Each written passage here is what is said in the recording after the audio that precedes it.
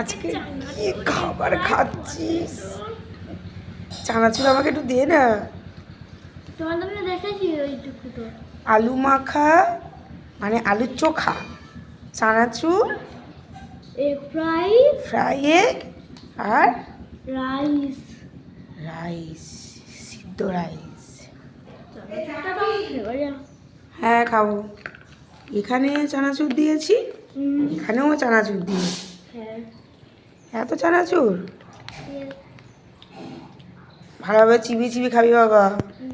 ভালোভাবে না চিবালে হজম হবে না কিন্তু।